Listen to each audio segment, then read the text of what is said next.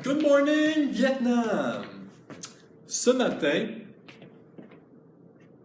on voit les différents types de liaisons dans les molécules. À la première étape, on a vu les liaisons ioniques. Et là, présentement, pour la deuxième étape, on va voir les liaisons covalentes.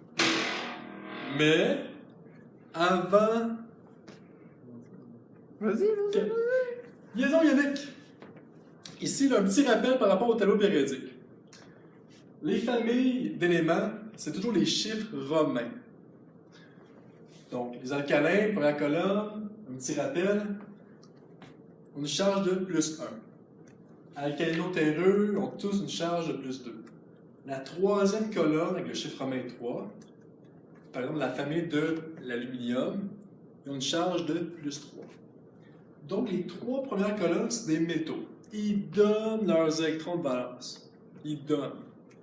Tandis que, de ce côté, les non-métaux, du côté S, du côté droit de l'escalier, excellente chanson de Paul Piché.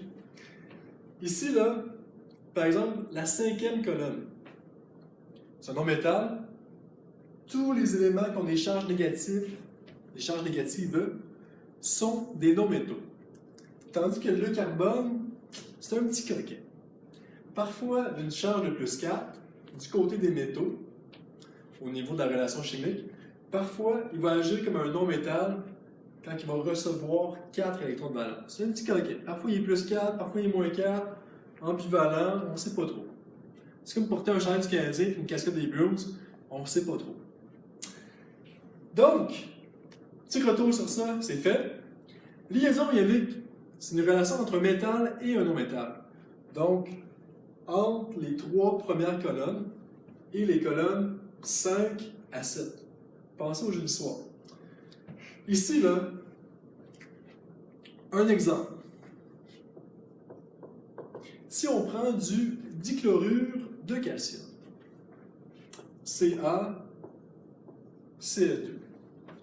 Le calcium, la première partie de la liaison ionique, c'est un métal. Le chlore, est à droite, c'est un non-métal. Le calcium est dans la deuxième colonne du tableau périodique. Donc, on va représenter 2 électrons de valence. Le chlore, il y en a 2.